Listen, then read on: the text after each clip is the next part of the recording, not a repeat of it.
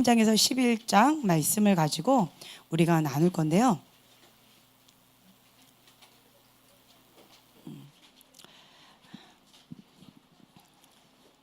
네. 저번 시간에 우리가 긍휼, 멀시에 대해서 나눴는데 긍휼이란 뭘까요? 하나님의 은혜는 무엇일까요?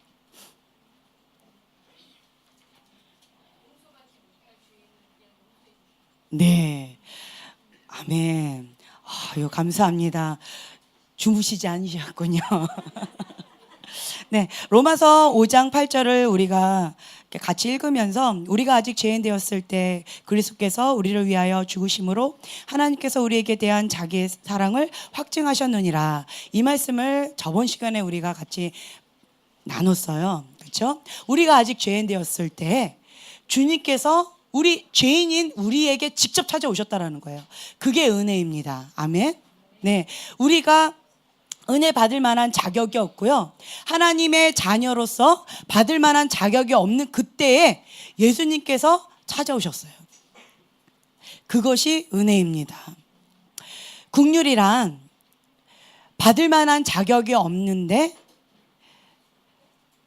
받을 만한 자격이 없기 때문에 긍휼이라고 말씀을 드렸어요. 저 사람은 정말 용서할 수가 없어요. 이 사건은 정말 용납할 수가 없어요. 이거는 도저히 이해할 수가 없어요 하는 어떤 그 무엇인가가 여러분들 안에 반드시 있을 것입니다. 그렇죠? 없으면 그건 정말 은혜입니다. 네. 근데 대부분 최소한 한 가지 이상은 다 있어요. 하나님, 다른 건 다 하겠는데 이것만큼은 정말 어렵네요. 이런 것이 나름대로 최소한 한 가지 이상 있습니다. 그런데 주님께서 그러시는 거예요. 긍휼 받을 만한 자격이 없기 때문에 그것이 긍휼이다. 내가 너를 향해서 용서한 것처럼 너도 그를 용서해라. 이 말씀이신 거예요. 우리가 참 재밌는 것들이 많이 있는데 이번에 제가 그 저번 주에 제가 영화 하나 소개시켜 드렸죠. 예. 뭐였어요? War Room. 그렇죠? 이번에는 또 하나 있어요. God is not dead. 그렇죠? 신은 죽지 않았다. 이 영화예요. 그러니까 1, 2가 있다라고 얘기를 들었는데 전 그게 있는지 몰랐었어요. 그런데 어떤 분이 그걸 소개시켜 주셔가지고 어저께 그걸 봤어요. 근데 그 영화를 보면서 참 많이 울었어요. 참 많이 울었습니다. 왜냐하면 신은 없다라고 그렇게 강력하게 외치고 모두 그걸 쓰라고 했던 교수님이 계시는데 본인이 그것을 강하게 부인하는 거는 강한 긍정이에요. 아시죠? 그 이면에는 반드시 스토리가 있어요. 오버 반응하는 그 사건 이면에는 반드시 스토리가 있어요. 트라우마가 있다라는 거예요. 뭔가 사건이 있어요. 그 이면에 엄마가 돌아가셨어요. 엄마만 살려주시면 내가 뭐든지 다 할게요. 나의 전부를 다 바쳐서 전 인생을 다 바쳐서 하나님 위해서 살게요 라고 어린 시절 때 그렇게 눈물을 흘리면서 기도했는데 근데 엄마가 돌아가셨어요. 그때 이후로 하나님은 없다고 강하게 하나님을 부인하면서 그렇게 반항적으로 하나님을 증오하면서 살았어요. 네, 그런 영화더라고요. 그런데 그거를 이렇게 보면서 여러 가지 뭐가 있는데 제가 이걸 봤어요. 많은 사람들 가운데 분노가 있는 사람이 있어요. 증오가 있는 사람이 있어요. 사람을 향해서 미움이 가득한 사람이 있어요. 그 사람 안에는 어떤 대상을 향해서 미안한 것이 아니라 그 이면에 계신 하나님을 향한 분노가 있어요. 꼭 어떤 성경에 나와 있는 가인과 같아요. 가인과 같이 하나님께서 무엇인가 하셨는데 그것에 대한 반감, 반항이 있어요. 그래서 권위자에 대한 대적하는 게 있어요. 권위자가 뭐라고 했을 때 반감이 확 일어나요. 분노가 일어나요. 그게 가인과 같은 반응이에요. 왜요? 왜 그래야 돼요? 그건 아니잖아요. 이게 바로 훅 나와요. 그게 가인과 같은 반응이에요. 여러분들은 선택하셔야 돼요. 그 영화에서도 어떤 한 젊은 청년이, 대학교 1학년 청년이 그 교수님과 함께 맞서서 하나님은 살아계십니다라는 것을 증명하는 그런 스토리더라고요. 내 안에 하나님은 살아계십니다. 그럼에도 불구하고 하나님은 살아계십니다. 이렇게 고백하는 것들이 있는데, 가인과 같이 반응할 것이냐, 아니면 어떤 상황 가운데서도 하나님은 선하십니다. 그거 계속 외치더라고요. 예. God is so good all the time. 다 알아들으시죠? 네. 계속 그걸 반복하는 거예요. 어떤 상황에서도 하나님은 항상 선하시다. 항상 선하십니다. 계속 머피의 법칙처럼 뭔가 자꾸 안 되는 거예요. 그런데도 계속 입술로 시인합니다. 입술로 선포해요. 입술로 계속 고백하는 거예요. 하나님은 선하십니다. 항상. 어떤 상황 가운데서도 하나님은 선하십니다. 그걸 계속 입으로 시인합니다. 상황은 아니에요. 그런데 계속 고백하는 거예요. 의지적으로 그걸 고백하는 거예요. 여러분들은 선택하셔야 돼요. 어떤 권위자, 여기 보면 하나님이 준비시킨 목자라고 되어 있는데, 이건 뭐냐면 하나님이 은혜예요. 우리 죄인을 위해서 하나님이 직접 이 땅 가운데 오세요. 그죠? 예수님을 통해서 오십니다. 그렇죠? 사람의 형상으로. 그리고 출애굽 때는 하나님이 오세요. 누구를 보내시죠? 출애굽기에 나오면 누구예요? 모세입니다. 하나님께서 혼자 하지 않으세요. 하나님께서는 사람을 통해서 역사하십니다. 여러분들이 앞에 있는 그 사람이 사람처럼 보이지요? 아닙니다. 그 이면에 하나님이 계셔요. 지혜로운 자는 그 이면에 계신 하나님을 볼 수 있는 눈이 있습니다. 모든 권위는 어디로부터 왔다? 하나님부터 왔다요. 모든 권위는 하나님부터 왔는데, 그 눈에 보이는 그 권위자. 자, 권위자는 어떤 분이세요? 다 얘기해 보세요. 내가 알고 있는 권위자. 다 얘기해 보세요. 부모님, 또 선생님, 목사님, 남편, 네, 네, 직장 상사, 네, 예, 예, 예. 언니, 오빠, 예. 자, 여러분들 얘기했어요. 이 세상 가운데 있는 모든 영역 가운데 내가 알고 있는 그런 분들이 권위자예요. 자, 내 위에 언니나 오빠 마음에 안 들어. 그런데 내가 선택했어요. 태어나 보니까 내가 동생이에요. 혹은 내가 태어나 보니까 내가 위에요. 내가 선택한 거 아니에요. 그렇죠? 모든 권위는 하나님으로부터 왔어요. 내 엄마 아빠, 내 언니 오빠 내가 선택한 거 아니에요. 그렇죠? 나의 권위자는 내가 선택하는 것이 아닙니다. 모든 권위는 하나님부터 왔어요. 믿으십니까? 아멘. 예.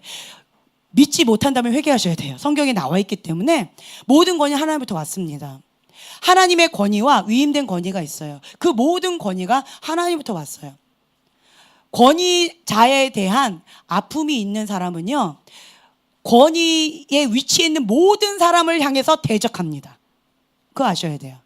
부모님을 향한 상처가 심한 사람이 있죠.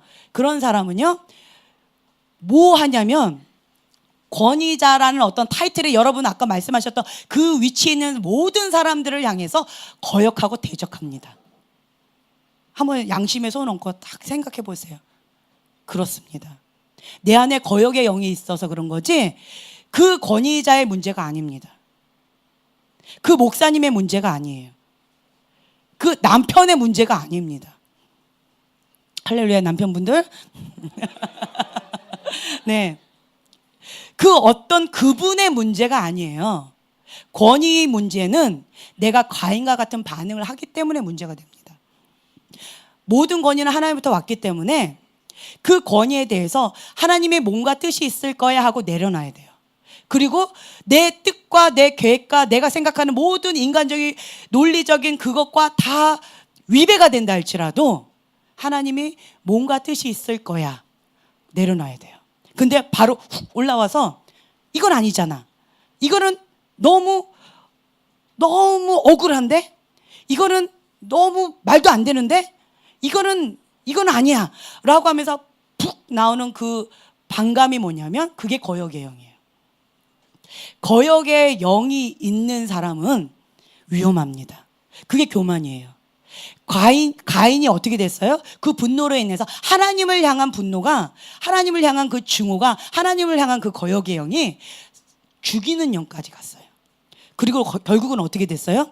유리하는 별처럼 떠돌아다닙니다. 저주받은 거예요.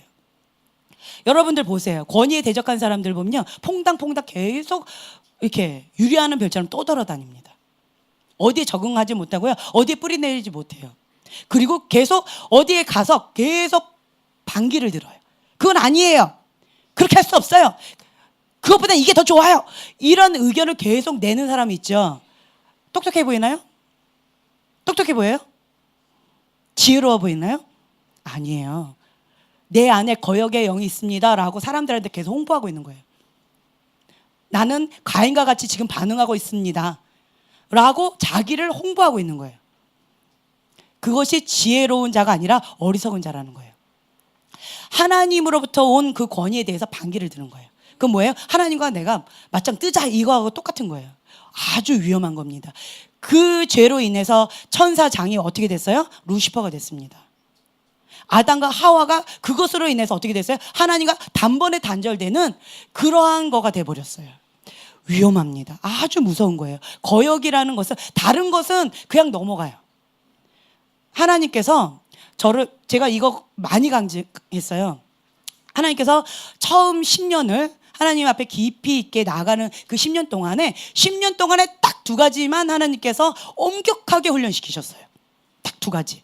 그 외에는 그냥 넘어가셨어요. 자, 답을 다 말씀드렸어요. 그 중에 한 가지는 뭐예요? 네, 거역하는 거예요. 권위예요. 권위에 대해서는 그냥 넘어가지 않으셨어요. 권위에 대해서는요, 조금도 허용하지 않으셨어요. 내가 반기를 딱 드는 그 순간에 바로 진노하셨어요. 뭐 하셨다고요? 진노해요. 너무너무 무서웠어요. 말도 안 되는 것 같고 권위자하고 저하고 이렇게 뭔가 트러블이 있었다? 그러면 하나님은 권위자의 편이세요. 모세를 보세요. 모세하고 백성하고 뭔가 트러블이 딱 생겼어요. 그럼 하나님은 어디 편에 서셔요? 모세가 잘했다 못했다 안 하세요. 하나님께서는 직접 모세를 다루세요. 가나안 땅에 들어간다, 들어가지 못한다, 너 어떻게 했다, 너가 어떻게 했다, 이것에 대해서는 하나님이 직접 다스리십니다.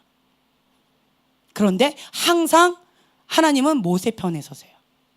때로는 제가 권위자에 대해서 참 억울했어요.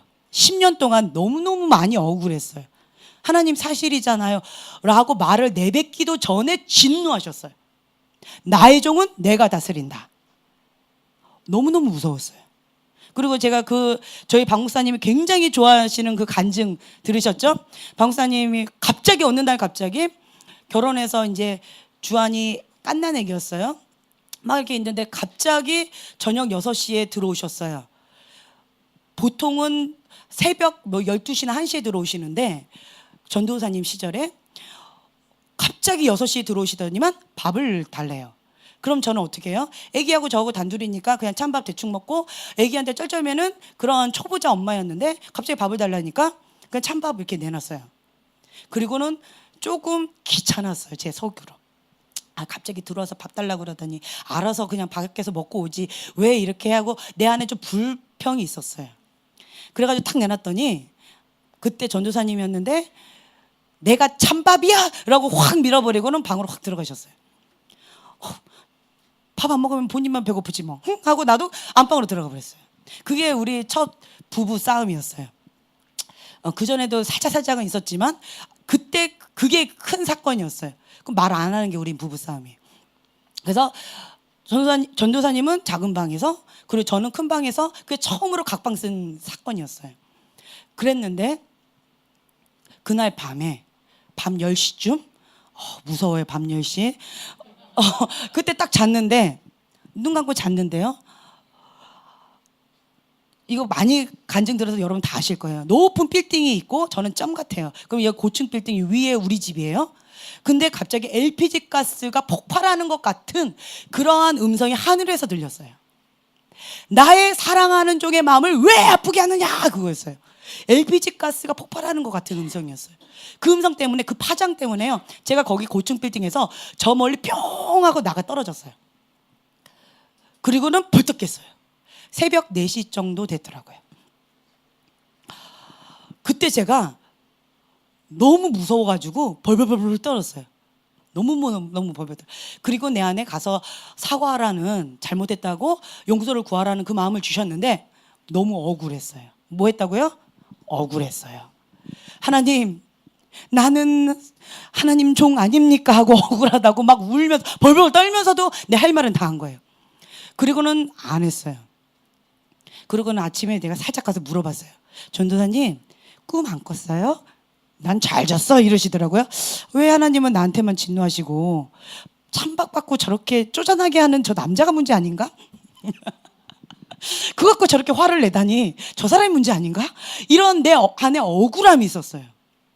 그 다음날 또 이제 자야 되는데 잠을 잘 수 있어요, 없어요? 잘 수가 없었어요. 너무 무서워서. 또 꿈에서 하나님이 나타날까 봐. 하나님이 나타나면, 꿈에서 나타나면 행복해야 되는데 너무 무서워서 잘 수가 없는 거예요. 그래서 기도했어요. 무릎 꿇고 안방에서 그래도 사과하고 싶지는 않았어요. 억울했어요. 뭐 했다고요? 억울했어요. 그래서 제가 무릎 꿇고 하나님 앞에 막 기도했어요. 기도하고 막 기도하면서 너무 졸리니까 눈꺼풀을 이렇게 잡고 기도했어요. 네. 그러고 있었는데 밤 10시쯤 되니까 깜빡 잠이 들어버렸어요. 그 깜빡이 정말 무서워요. 그리고 나서 꿈을 꿨어요. 꿈을 꿨는데 초가집 같은 집이었어요. 그 집 가운데 한가운데 그때 주한이가 갓난애기였는데 꿈에서는 한 5살, 7살 된 남자아이 2아이하고 제가 셋이서 무릎을 꿇고 손을 잡고요. 하나님 앞에 기도드리고 있는 거예요.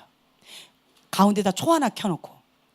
초를 하나 켜놨는데 위로 금빛 반짝반짝반짝 하는 거 있죠. 그게 막 올라가는 거예요. 하늘로 막 올라가고 방 안에 그 반짝반짝 빛나는 금빛이 반짝반짝하는 게 방 안 가득한 거예요. 하나님의 임재로 가득하면서 내 안에 깊은 평강이 있어요. 그 하나님의 깊은 평강 가운데 아들 2하고 저하고 셋이서 손을 잡고 무릎 꿇고 손을 잡고 하나님 앞에 계속 예배드리면서 찬양하면서 그러고 있는 거예요. 그리고 그 외에는 아무것도 느껴지지도 않고 들려지지도 않았어요. 오직 하나님 임재 가운데 깊은 평강과 행복만 있었어요. 그 가운데. 그랬는데 밖을 쳐다봤어요. 꿈이니까 그렇게 보이더라고요. 나는 안에 있지만. 근데 초가집이었고 밖에 울타리로 이렇게 있었는데 그 대문이 없었어요. 대문 그 앞에서 그때 전도사님이었는데 전도사님이 전신갑주를 입고 따발총 하나, 뭐요? 따발총 하나. 그거 하나 들고는 그리고는 앞에서 그 누구도 우리 집 안에 들어오지 못하도록 목숨을 걸고 따다다다다다다다다다 왔다 갔다 하는 거예요. 근데 적군은 뭐로 싸우는지 아세요? 대포. 뭐예요? 대포. 대포 한 방이면 따발총하고 이게 잽이 되나요? 탱크. 상대편은 그거였는데 탱크와 폭탄이었는데 대포였는데 그때 전도사님은 따발총 하나 갖고 전신갑주 딱 입고는 군인 복장을 하고는 따발총 하나 갖고 그 출입구를 막아서는 거예요. 온몸으로 왔다 갔다 하면서 그 모습을 딱 보여주셨어요. 그러면서 우리 집 초가집이었는데 그 초가집 지붕이 박 목사님이 이렇게 하고 있는 모습으로 보여주셨어요. 그러면서 하늘에서 음성이 들렸어요. 지연아, 내가 이래서 그랬단다. 그 음성을 들으면서 눈을 딱 떴어요. 그러니까 새벽 4시쯤 됐더라고요. 아, 그래서 그랬군요, 예수님. 우리는 이렇게 평안하게 애하고 같이 놀고 있는데 밖에서는 영적 전쟁 저렇게 치열하게 목숨을 걸고 하고 있었군요. 그것 때문에 우리가 영적인 보호막, 권위의 보호막 가운데에서 우리가 안전하게 이렇게 누릴 수가 있었던 거였군요. 주님, 그래서 그렇게 말도 안 되지만 전도사님 편이셨군요. 그래서 그러셨군요. 그래서 전도사님이 마음 아픈 것을 못 견뎌하셨군요. 그랬군요. 이해가 됐어요. 그래서 새벽 4시에 벌떡 일어나서 그 작은 방으로 가가지고 누워서 이렇게 주무시고 있는데 옆에 딱 누워가지고 전도사님 제가 잘못했어요 이랬어요. 그랬더니 저희 전도사님 하실 말씀 갑자기 놀래가지고 딱 보더니 내 죄를 사하노라 이러고 이렇게 하시는 거예요. 새벽 4시니까 이제 일어나서 새벽기도 가셔야 되는 그 타임이어서 새벽 4시 반에는 일어나야 되니까. 그래가지고 제가 물어봤어요. 전도사님 꿈 안 꿨어요? 꿈? 아니, 난 잘 잤어. 왜 하나님 정말 이상하다. 왜 나한테만 뭐라 하시고, 선생님 아무 일도 없었어요? 아무 일도? 기도도 안 했어요? 이랬더니 내가 어젯밤에 한마디 기도했어. 하나님 보세요. 나를 향해서 하나님 보세요. 이렇게 기도 한마디 하고 주무셨다는 거예요. 그래서 그 하나님 보세요. 이 기도가 정말 무서운 기도구나. 나한테 다시는 그 기도 하지 말라고 그랬어요. 그리고 제가 깨달았던 게 뭐냐면 하나님은 그냥 그거였어요. 나의 사랑하는 종의 마음을 왜 아프게 하느냐. 그냥 이거였어요. 그리고 또 한 가지 사건이 있었어요. 그 뒤부터는 제가 전도사님한테 대들었을까요? 안 대들었을까요? 그렇죠. 못 대들었어요. 대들 수가 없었어요. 왜요? 하나님께서 나의 사랑하는 종의 마음을 아프게 하지 말라고 하셨기 때문에 감히 대들 수가 없는 거예요. 그렇죠? 그리고 그 이유에 대해서 저한테 보여주셨어요. 그럼에도 불구하고 내가 대들면 나는 양심이 없는 거죠. 그렇죠? 그래서 대들 수가 없었어요. 그래서 전도사님이 뭐라고 말씀하시면 그때부터 제가 그걸 했던 것 같아요. 신의 아들처럼 하나님처럼 제가 이렇게 생각을 했었어요. 전도사님 뭐라고 말씀하시면 그냥 무조건 예 이랬어요. 하나님의 사람이다, 신의 아들이다, 이렇게 좀 너무 극단적으로 또 이렇게 생각을 해가지고 극진적으로 제가 했던 것 같아요. 그랬는데 근데 다른 목사님 어떤 한 분이 계셨어요. 영적인 세계에 대해서 너무 알지 못하는 분. 그 분께서 영적인 세계에 대해서 덕푸시하고 혈기등등한 어떤 분이 계셨는데 삶 속에서는 너무나도 성령이 열매를 맺는 그런 아름다운 삶을 살고 계시는 그런 존경했던 목사님이셨어요. 우리 교회 부목사님이셨어요. 근데 그 목사님의 영적인 세계를 딱 봤더니 너무 내가 생각했던 것 모습과 너무 달랐어요. 내가 시험에 들었어요. 아니, 목사님인데 저래? 어떻게 목사님인데 나보다 더 못해? 목사님인데 저럴 수가 있어? 그때부터 제가 그분을 통해서 은혜를 받을 수 있었을까요? 없었을까요?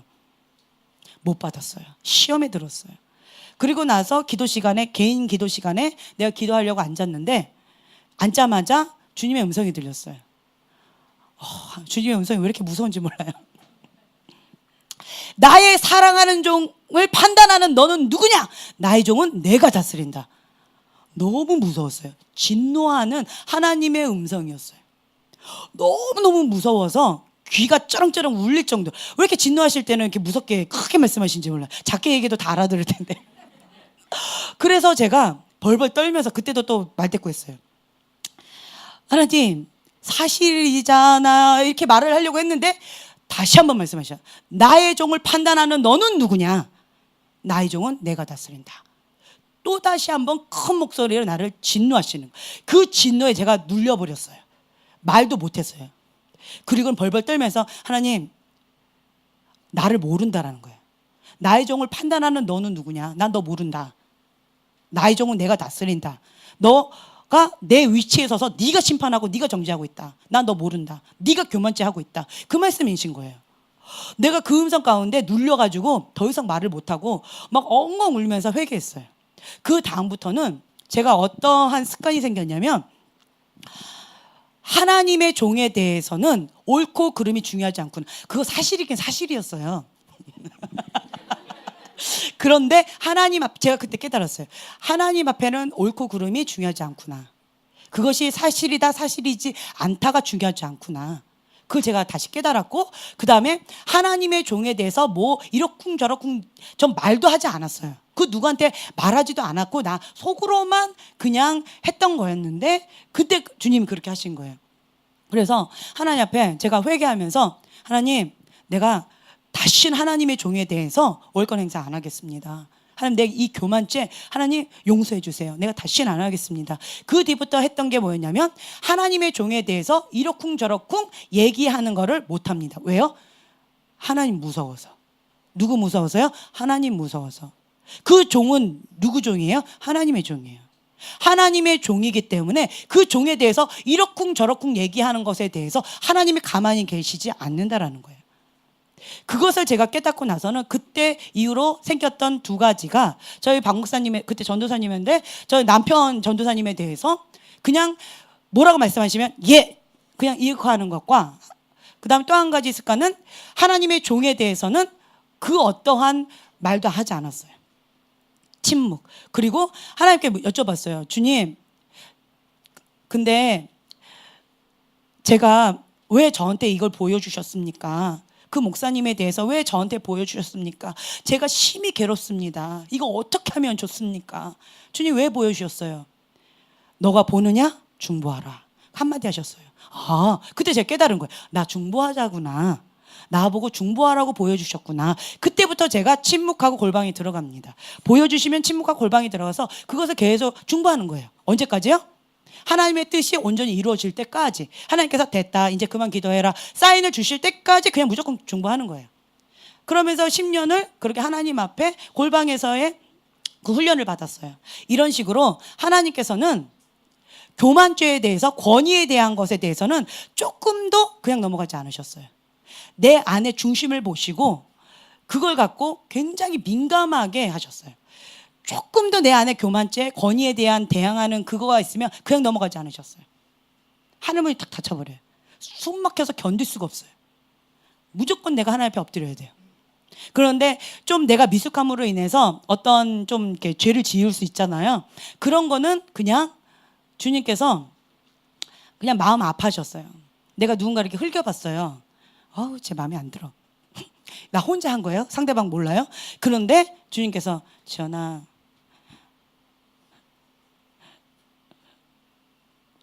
그냥 지연아 부르시면서 너무 마음 아파하시는 거예요. 지연아, 회개하지 않을래? 너무 마음 아파하시는 거예요. 주님, 내가 잘못했어요. 내가 그 흘겨봤던 그것이 주님 마음을 그렇게 아프게 했군요. 주님, 잘못했어요. 그러니까 내가 다른 어떤 것에 대해서 죄를 지었을 때는 주님께서는 그냥 너무 마음 아파하셨어요. 그런데 권위에 대해서 대적하는 거, 교만죄에 대해서는 진노하셨어요. 뭐 하셨다고요? 진노해요. 여러분 이걸 아셔야 돼요. 제가 오늘 양육 시간에 그 얘기를 나눴어요. 제가 연구자예요. 연구하는 걸 참 좋아하는데 이해가 안 되면 연구해요. 마이크 좀 더 키워주세요. 이해가 안 되면 이해가 안 되면 연구를 하는데, 제가 어떤 교회에서 이렇게 있었는데 그곳에서는 어떤 단체하고 심하게 영적 전쟁이 있었어요. 그게 뭐였냐면 신천지였어요. 신천지하고 영적 전쟁이 너무 치열했어요. 그리고 좀 큰 교회였어요. 큰 교회다 보니까 누가 신천지인지 모르잖아요. 근데 나는 신천지를 밝혀내야 된다라는 그런 의무감이 좀 있었어요. 그냥 나 혼자. 그냥 나 혼자 그랬었어요. 그래서 그거에 대한 부담감을 가지고 이렇게 하다 보니까 제가 깨달았던 게 뭐냐면, 신천지를 딱 보면 눈이, 혹시 그거 아세요? 도를 아십니까? 이런 사람 만나보셨죠? 그런 사람 눈이 어때요? 예, 초점이 없죠. 눈에 초점이 없고요. 하얀 막으로 이렇게 쉰 것 같아요. 동공이 없는 사람처럼. 좀 이상해요, 눈. 그렇죠? 네, 그렇거든요. 그래서 근데 그게 어쨌든 그렇습니다. 그리고 또 한 가지 부류의 사람을 또 봤어요. 눈이 똑같아요. 두 번째 부류, 아무리 봐도 신천지는 아니에요. 근데 왜 저 사람이 눈은 왜 저렇지? 미혹의 영이 잡혀 있는 거예요. 미혹의 영이 잡혀 있는데 왜 저 사람은 신천지가 아닌데, 이단이 아닌데 왜 눈이 미혹의 영 가운데 잡혀 있지? 저건 뭘까? 연구해 봤어요. 그 사람을 갖고.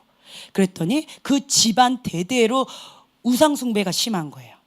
그러니까 심하게 우상숭배를 했어요. 그 집안이. 그래서 그 집안에 그 우상숭배를 심하게 한 그 집안에 대대로 내려오는 게 뭐냐면 영적인 질병이에요. 정신질환과 영적인 질병, 불치병들이 있어요. 그런 것들이 그 집안에 있어요. 귀신 들린 자도 나오고요.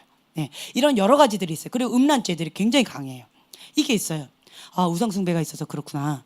그런데 세 번째 부류가 또 있는 거예요. 미혹의 영 가운데 잡혀 있어요. 잡혀 있는데, 그런데 첫 번째도 아니고 두 번째도 아니에요. 그래서 난 처음에 첫 번째인가? 아닌 거예요. 두 번째인가? 아닌 거예요. 그럼 이 미혹의 영 가운데 잡혀 있는 이 사람은 도대체 뭐지? 하고 거의 한 10년은 연구했던 것 같아요. 연구를 했는데 도저히 알 수가 없었어요. 근데 깨닫게 됐어요. 이 세 부류가요, 나타나는 현상은 똑같아요. 미혹의 영에 잡혀 있어요. 겉으로 봤을 때는 분별하기가 너무 어려워요. 영적 현미경으로 관찰을 해야지만 이게 구분이 가능해요. 네. 세 사람 똑같아요. 세 부류가. 이 세 번째 부류는 뭐였냐면 거역의 영에 있는 사람이에요. 권위에 대한 상처가 심해서 그 거역하는 마음, 분노에 가득 찬 거, 그거 있죠? 그거가 있는 사람은 눈이 그렇게 잡혀 있어요. 그래서 제가 이 세 부류를 이제 알았어요. 그래서 저 사람은 잡혀 있는데 현미경, 영적 혁명을 딱 보면 저 사람은 거역의 영이 있구나. 저 사람은 지금 신천지구나. 처음에는 저 사람 신천지가 이러고 봐요. 그러다 보니까 아니에요. 그러면 우상숭배인가 이러고 봐요. 그것도 아니에요. 그럼 세 번째예요. 예. 이런 것들을 제가 봅니다. 그런데 이걸 보면서 제가 깨달은 건 뭐냐면 세 사람 다, 세 부류 다 뭐에 잡혀 있냐면 미혹의 영에 잡혀 있어요. 그래서 눈이 사로잡혀 있어요. 우리가 존 비비어의 순종책을 가지고 양육하고 있는데 여러분들 반드시 필독서입니다. 나는 원하지 않지만 하나님을 거역하는 것은 미혹의 영이 문을 여는 거예요. 하나님을 향해서 계속 대적해요.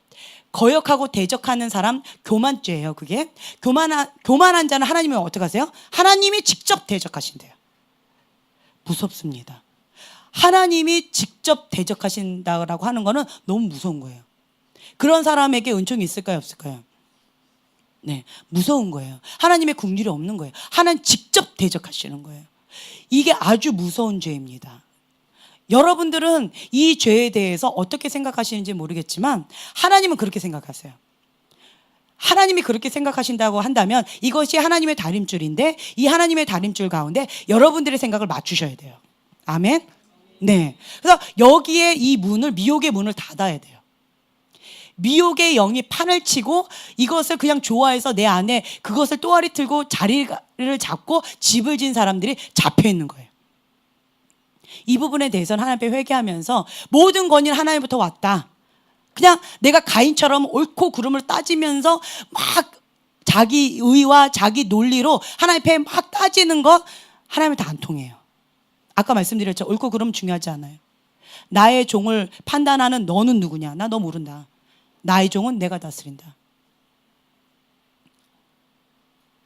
나의 사랑하는 종의 마음을 왜 아프게 하느냐? 아프게 하지 말라는 거예요. 하나님 그거 가만히 있지 않겠다라는 거예요. 예. 그래서 그때 제가 하나님은 권위자 편이구나. 그걸 좀 많이 깨달았는데 모세를 보면서 더 절실하게 느끼면서 내려놔 버렸어요. 그게 지혜입니다. 한 10년 동안 내가 어떻게든 내가 하나님한테 잘 보이고 방송이 조금 잘못하면 하나님 이렇잖아요 이러고 좀 이르려고 그랬어요. 그런데 항상 100% 하나님은 방목사님 편이셨어요. 내 안에 억울함이 있었어요. 뭐가 있었다고요? 억울함. 억울함이 더 나아가면 분노가 생기는 거예요. 하나님 너무 억울합니다. 그런데 그 억울함이 하나님을 향한 대적으로 내가 자리 잡고 있는 나의 모습을 보여주셨어요. 하나님하고 싸우면 지혜로운 자예요? 미련한 자예요? 미련한 자예요. 계란으로 바위를 치는 거하고 똑같아요. 그게 지혜입니다. 하나님하고는 싸움이 안 되는구나. 하나님께서 권위자의 편을 드신다면 옳고 그름이 중요하지 않다라고 말씀드렸어요. 옳고 그름 중요하지 않아요. 때때로는 방목사님 정말 많이 잘못하셨어요. 한 80%.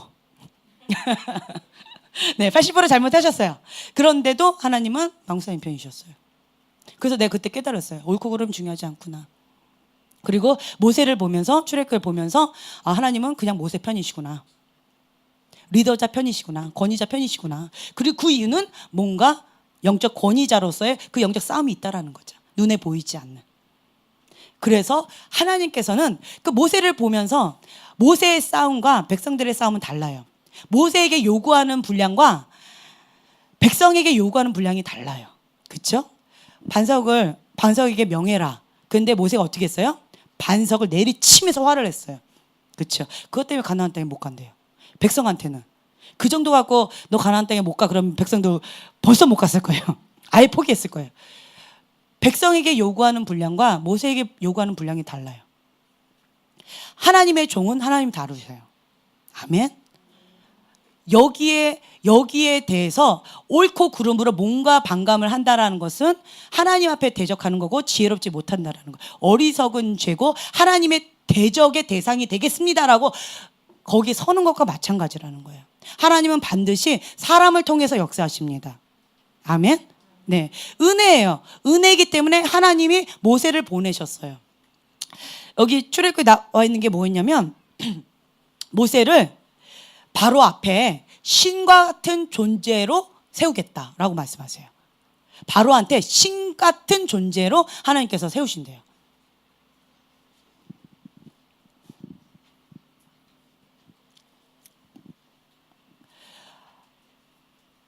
하나님은 사람을 통해서 이 땅 가운데 내려오셨고 그 은혜를 이스라엘 백성에게 주셨어요.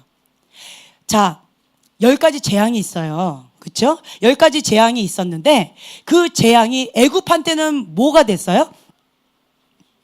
저주지요. 심판이지요. 이스라엘 백성한테는 뭐예요? 구원, 은혜예요. 하나님의 사랑의 메시지예요. 하나님은 우리 편이구나. 하나님 우리 아빠구나. 하나님은 우리를 사랑하시는구나. 하나님 우리를 구원하시는구나. 고센 땅 가운데 구별돼서 하나님께서 분명하게 보여주셨어요. 노아 방주. 노아한테는 이 노아 방주가 뭐예요? 구원의 방주예요. 세상 사람들한테는 네, 심판의 방주예요. 저주의 방주예요. 이건 뭐예요? 자, 골리앗의 등장. 다윗한테는 골리앗이 뭐예요? 예, 타겟이에요. 골리앗이 크면 클수록 와, 타겟이 좋네? 그냥 대충 던져도 그냥 맞는 타겟이 좋다. 할렐루야. 기뻐해요. 근데 그 이스라엘 군사들한테는 골리앗의 등장으로 말미암아서 예, 두려움의 대상이에요. 하나님이 함께하는 자는 어떤 위기가 딱 등장했을 때 그것이 나에게 있어서 디딤돌이 될 수 있어요. 골리앗이 등장하지 않았으면 다윗이 등장도 없었을 거예요. 그렇죠? 그리고 10가지 재앙이 없었다면 이스라엘 백성에 대한 하나님의 러브레터, 구원, 이것이 출애굽이 없었을 거예요. 노아의 방주도 마찬가지고요. 하나님의 사람에게는 구원의 방주예요. 하나님의 사람이 아닌 다른 편, 하나님의 권위 밖에 있는 사람한테는 저주예요. 이해가 되세요? 여러분 선택하셔야 돼요.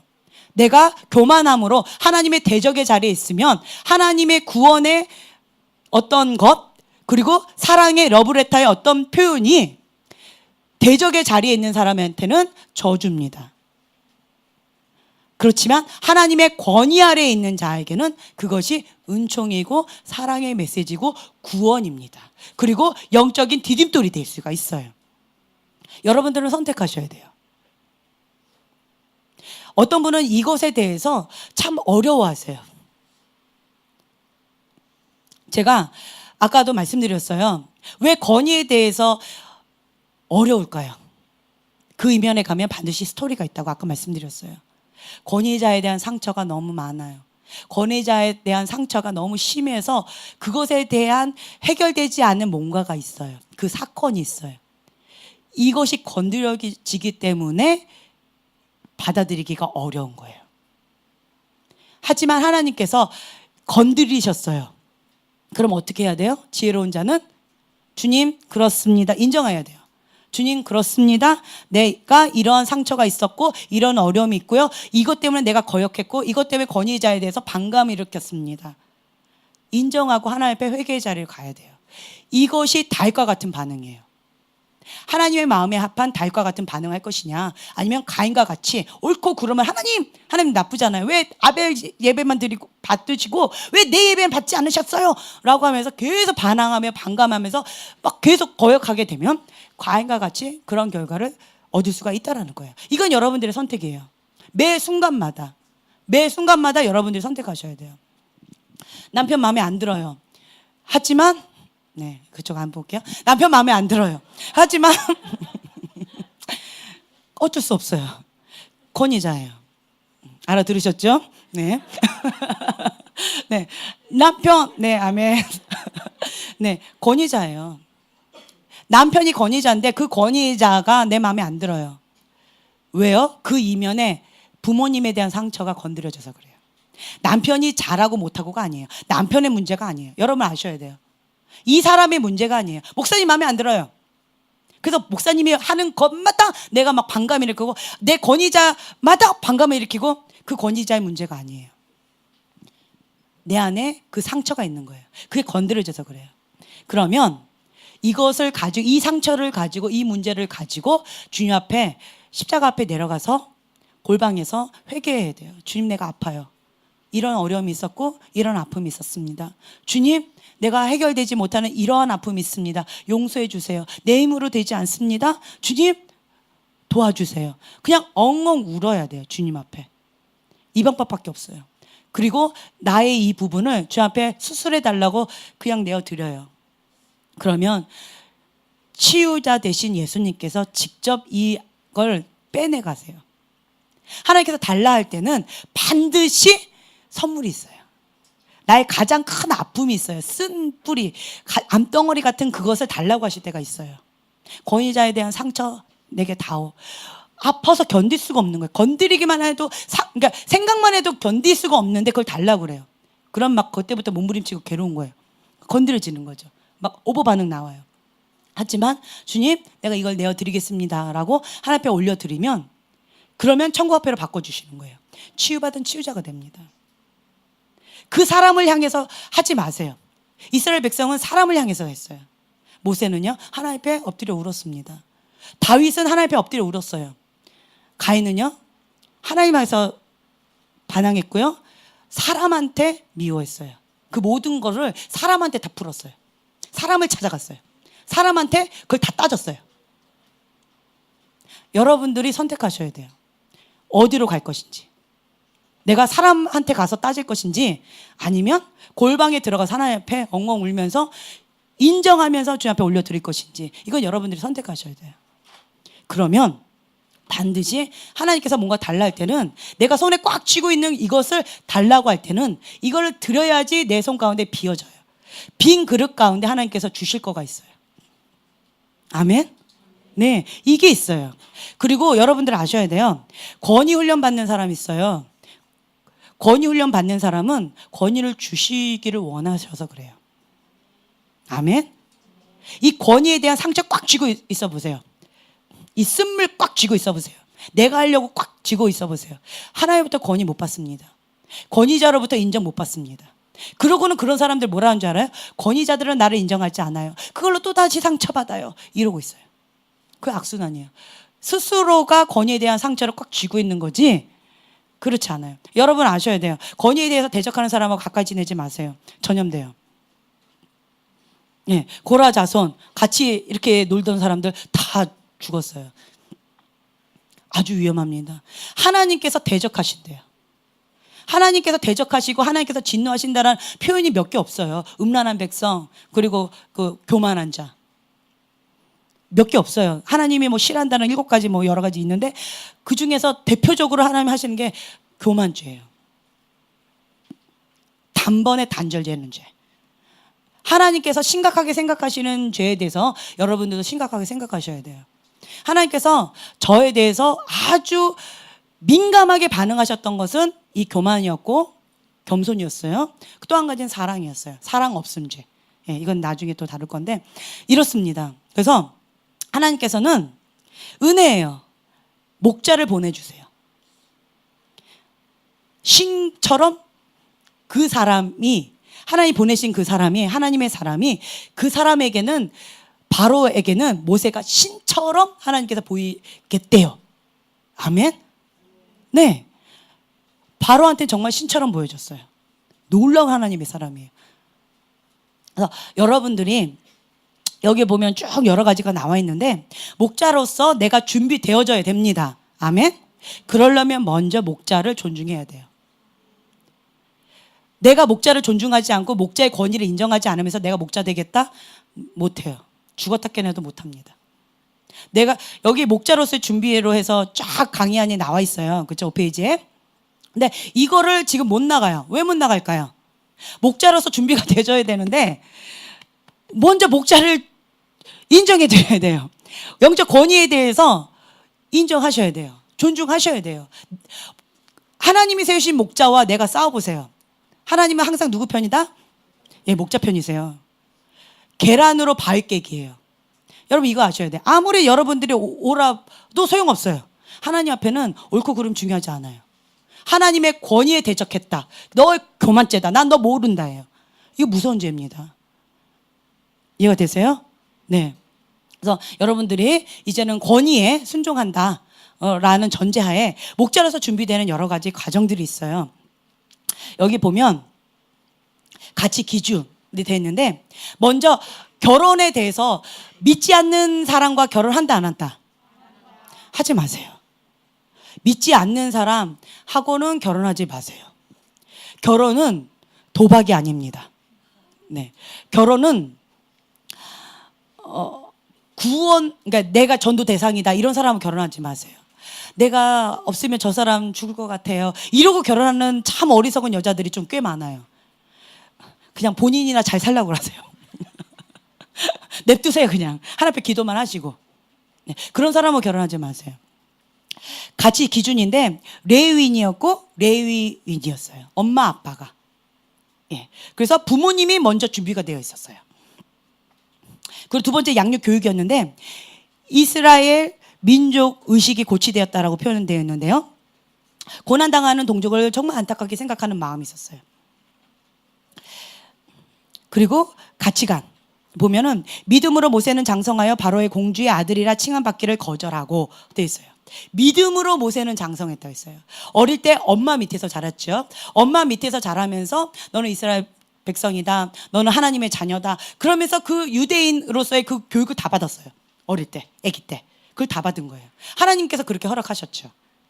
그냥 내버려 두지 않으셨어요. 그러고 난 다음에 엄마 밑에서 모이를 먹으면서 그렇게 자라고 그런 다음에 하나님의 자녀로서의 그걸 교육을 받고, 그 다음에 바로 궁에 가서 궁궐에서 최고의 교육을 받았어요. 예. 그래서 여러분들이 어떤 분은 이런 사람이 있어요. 아예 하나님 은혜가 있으면 됐지. 세상의 지혜는, 세상의 어떤 그런 교육은 안 받아도 돼. 이렇게 자기를 합리화하는 사람이 있어요. 공부하기 싫으니까.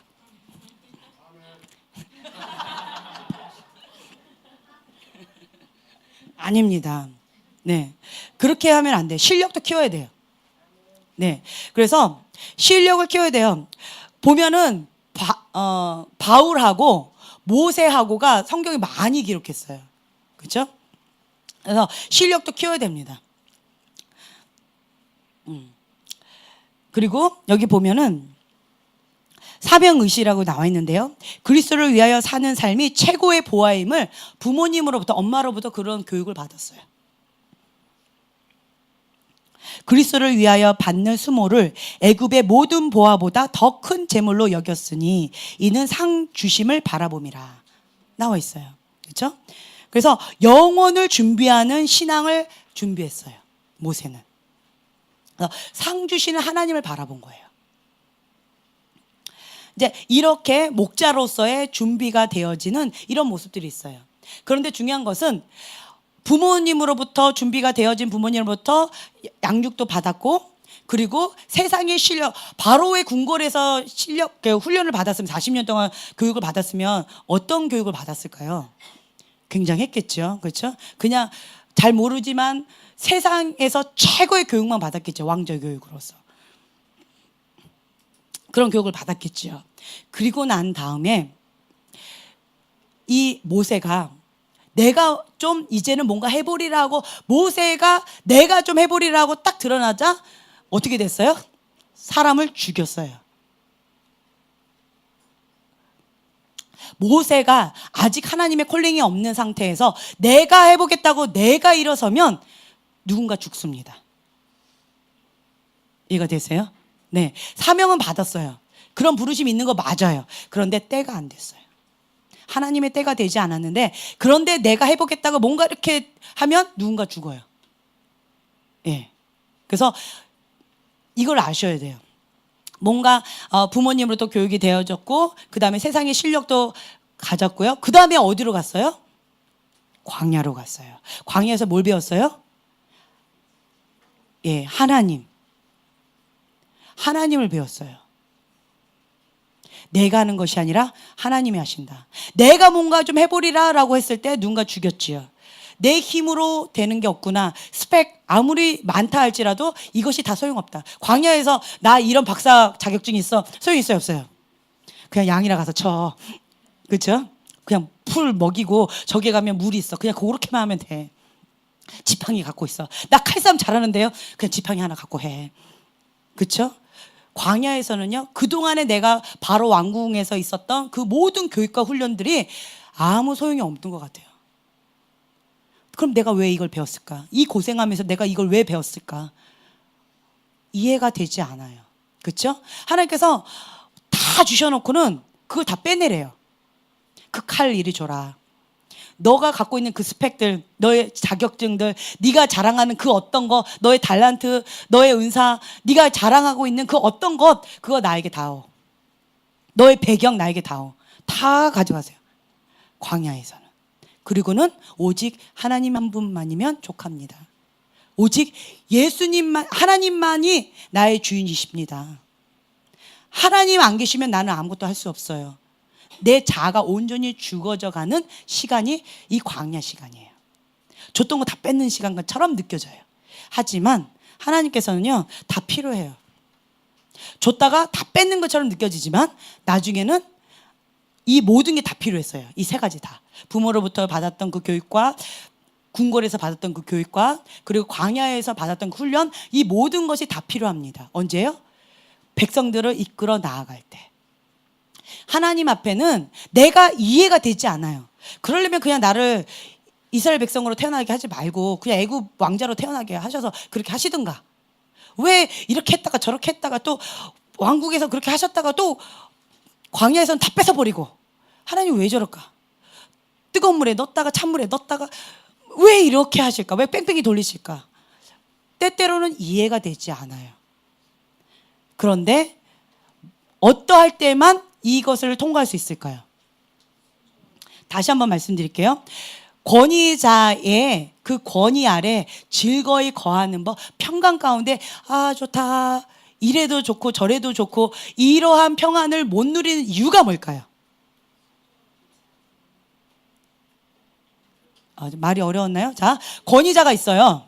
그렇죠? 권위자가 있는데 권위자가 뭐 이렇게 하자라고 얘기했을 때 저건 아니잖아요 하고 툭 나오는 그 이유가 뭘까요? 네, 내가 죽지 않아서 그래요. 또 교만, 또 상처, 또 내가 드러나고 싶어서, 또 쓴뿌리, 또 자기중심. 네, 맞아요. 신뢰하지 못해서 그래요. 너는 신뢰하지? 왜 죽어가니 소리가? 너는 신뢰하지? 안 들려. 넌 신뢰하지? 안 들려. 딴 소리는 크면서 왜 그 소리는 왜 다 죽어가? 신뢰하지 못해서 그래요. 누구를 신뢰하지 못해요? 하나님을 신뢰하지 못해서 그래요. 그 권위자한테 불만이 진짜 많은 거예요. 엄마 아빠에 대해서 불만이 많아요. 그 엄마 아빠를 내 부모님으로 둔 분이 누구예요? 하나님이에요. 엄마 아빠에 대한 불만이 많은 사람은요, 그 이면에 계신 하나님에 대해서 불만이 많아요. 하나님을 믿을 수가 없어요. 하나님을 신뢰하지 못해서 그런 거예요. 그 목사님이 뭐라고 얘기하셔. 나는 그걸 따라갈 수가 없어. 왜 그래요? 하나님을 신뢰하지 못해서 그래요. 내 남편, 내가 못 믿겠어. 내가 해야 돼. 왜 그래요? 남편 이면에 계신 하나님을 신뢰하지 못해서 그래요. 이해가 되세요? 하나님과의 관계지 이 사람의 문제들이 아니라는 거예요. 잘 되면 내가 잘한 거고, 나쁘면 내 남편 탓이고 우리 부모님 탓이고, 이게 남 탓하는 정당화하는, 자기 합리화하는 그 교만죄고 자기 의인 거예요. 그게 과인과 같은 반응인 거예요. 여러분들 이걸 아셔야 돼요. 그래서 사람들한테 나 교만해야 하고 너무 피하라고 다니지 마세요. 아멘? 왜 오늘 이러세요? 나 너무 교만해야 하고 사람들한테 피하라고 다니지 마세요. 네. 너무 티내지 마세요. 나 교만하다고 내 안에 거역의 영이 있고 하나님을 신뢰하지 못한다고 사람들한테 너무 나를 드러내지 마세요. 그냥 혼자 주님 앞에 우세요. 그냥 골방에 가서 누가 볼까봐, 내 안에 이거를 누가 볼까봐 주님 앞에 많이 우세요. 이거 빨리 수술해 달라고. 그래서 이거 대신에 하나님이 이걸 드리지요. 하나님 주신 영적인 권위를 받습니다. 아멘. 네, 이걸 아셔야 돼요. 이거 꽉 쥐고 계속 해봐요. 하나님 신뢰 못하고 이렇게 해보세요. 여러분들도 보세요. 나를 신뢰하지 못하고 내가 말할 때마다 계속 태클 거는 그 사람한테 권위 줄 수 있겠어요? 권위 줄 수 있겠어요? 뭐 시킬 수 있겠어요? 시키는 일 내가 해버려요. 그렇죠? 하나님 입장도 마찬가지예요. 하나님 뭔가 이렇게 하시겠다 할 때마다 계속 태클 걸고 하나님 잠깐만요. 그건 아니잖아요. 이런 사람한테 권위 주시겠어요? 아니에요. 하나님을 신뢰하지 못하는 사람에게 권위 주시겠어요? 그래서 광야 훈련을 하는 거예요. 모세, 내가 해보겠습니다 라고 딱 했을 때 너 광야 가야 되겠구나. 바로 광야로 보내시잖아요. 자, 내가 하겠습니다라고 할수록 광야는 어떻게 될까요? 네, 길어집니다. 괜히 사서 고생하지 마세요. 광야는 짧을수록 좋은 것 같아요. 네, 아멘. 네, 이거 진짜 아멘 하셔야 돼요. 광야는 내가 의지하는 그 뭐가 많을수록 광야 길어집니다. 그리고 인간적인 머리로 자꾸 계산할수록 광야는 길어집니다. 저거보다 이게 좋은 것 같잖아. 펄짝 뛰어고. 저거보다 이게 너무 나은 것 같아. 펄짝 뛰어봐요. 잔머리 많이 굴릴수록 광야 길어집니다. 내가 의지하는 그 어떤 것이 많을수록 광야 길어집니다. 회피하면 회피할수록 광야 길어집니다. 어떤 위기 있다. 직면해야 돼요. 그리고 하나님 앞에 부르짖고 나아갑니다. 그것이 가장 짧게 하는 거예요. 이해가 되세요? 아멘. 네, 그러니까 지혜로운 자는 이거를 알아요. 제가 이걸 계속 얘기를 하고 있는데도 여전히 광야 생활 뺑뺑이 계속 돌겠다라고 그 고집 부리고 계속 그러면 어떻게 할 수가 없어요. 내려놓으셔야 돼요. 내려놓으세요. 아멘. 네, 내려놓으세요. 그래서 하나님이 쓰시기에 합한 그릇으로 주님 앞에 내어드려야 돼요. 아, 이제야 너가 나를 경외하는 줄 알았노라. 그 음성을 빨리 들으셔야 돼요. 안 그러면 뺑뺑이 돕니다. 계속. 내가 힘주면 힘줄수록 내가 의지하는 그거가 뭔가 있어. 내가 막 자녀를 의지한다. 자녀를 계속 의지해 보세요. 광야 길어집니다. 근데 남편 의지해 보세요. 혹은 어떤 배경 의지해 보세요. 내 힘 의지해 보세요. 내가 돈 막 의지해 보세요. 광야 계속 길어집니다. 광야 짧아지는 거 힘 빼는 거예요. 나는 없습니다. 오직 내 안에 예수님만이 계십니다. 내 힘을 빼셔야 돼요. 제가 아무리 이렇게 얘기해도 못 알아듣는 분들은 못 알아들으시더라고요. 왜 이렇게 못 알아들으실까? 참 이해가 안 되는데 여러분 잠언 많이 읽으세요. 잠언 많이 읽으세요. 볼 수 있는 눈, 들을 수 있는 귀를 주십니다. 여호와를 경외하는 것이 지혜의 근본이래요. 그 모든 것이 어디로부터 나와요? 내 안에 여호와를 경외하는 마음이 있는가? 여호와를 경외하는 마음이 없는가? 거기서 지혜와 어리석음이 그냥 다 드러나요. 하나님 신뢰 못해요. 여호와를 경외할까요? 못합니다. 하나님의 뜻보다 내 뜻이 더 중요해요. 내 계획이 더 중요해요. 내가 원했던 그것이 더 중요해요. 하나님 경외할까요? 못합니다. 여기서 다 드러나는 거예요. 이런 사람은, 여호와를 경외하는 마음이 없는 사람은 자기는 지혜롭다라고 생각하고 세상에선 지혜롭다라고 들을지는 모르겠지만 하나님 나라에서는 어리석은 자여 대명사가 될 거예요. 여러분 이걸 아셔야 돼요. 아멘. 네. 그래서 뭐 여러 가지가 있는데 이런 것들은 뭐 나중에 또 기회가 되면 또 할 거고요. 그래서 애굽한테는 심판이고 이스라엘에게는 구원이었다. 하나님의 사랑의 표현이었다라는 거예요. 그래서 또 그 밑에 보면 이거 정말 중요한 건데 중요한 거라서 한 번만 좀 이렇게 짚고 넘어갈게요. 그 맨 아래 보면 하나님을 대행하는 사역이라고 나와 있어요. 뭐 하지 말라. 뭐 하지 말까요? 뭐 하지 말까요? 두 단어입니다. 교만하지 말라. 예. 대적하지 말라. 자, 뭐 하지 말라 할까요? 힌트가 밑에 5가지가 있어요. 뭐 하지 말까요? 의심하지 말라. 네. 자, 한번 보세요. 오늘 낮 시간에 예배 시간에 박 목사님께서 말씀도 하셨어요. 하나님을 사랑하면서 여기 보세요. 네, 적당히 믿어라. 양다리 걸치어라. 어머, 이렇게 적당히 해라. 이게 뭐예요? 네, 맞아요. 타협. 타협하지 말라는 거예요. 사단은요, 그냥 이렇게 해! 라고 하지 않고요. 슬쩍 양다리 걸쳐도 괜찮아. 야, 요거 좀 한 번 정도는 괜찮아. 한 번이잖아. 이렇게요. 타협하지 말라요. 이 땅에서 하나님을 예배하라. 바로가 이렇게 타협을 합니다. 이건 뭐예요? 양다리 걸쳐라. 이 땅에서 예배해라. 양다리 걸치라는 거예요. 하나님은 가서 예배하라고 했어요. 그렇죠? 근데 바로는 여기서 예배도 돼. 아이 그냥 하나님 그렇게 말씀하셔도 안 들어도 돼. 그냥 여기서 이렇게 적당히 해도 돼. 네, 양다리 걸쳐라. 그런 유혹이에요. 너무 멀리는 가지 마라. 이렇게 했어요. 이거 뭐예요? 적당히 믿어라. 광신자 되지 마라. 그냥 경계선 분명히 해서 하나님 의로운 백성, 불의한 백성, 이게 경계선 분명히 해서 그렇게 하지 말고 그냥 대충 이렇게 경계선 희미하게 그냥 대충 이렇게 해라. 이런 뜻이에요. 예. 너희 장정만 가서 여호와를 섬겨라. 너희 장정만 가서 섬기래요. 가족은 여기다 남겨두래요. 그러면 어떻게 해요? 다시 와야 돼요. 맞아요. 그럼 뭐예요? 가족만 남겨두면 다시 원점으로 돌아와요. 자, 이게 책바퀴 도는 거예요. 갔다가 다시 원점. 갔다가 다시 원점. 예. 광야 생활 계속 길게 해라. 그 말이에요. 양과 소는 남겨두고 사람만 가라.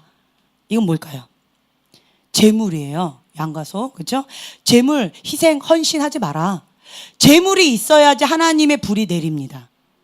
하나님께서 예배를 받으세요. 아시죠? 재물 없이 드려라. 하나님이 연락되는 그 예배 드리지 마라. 그 얘기예요.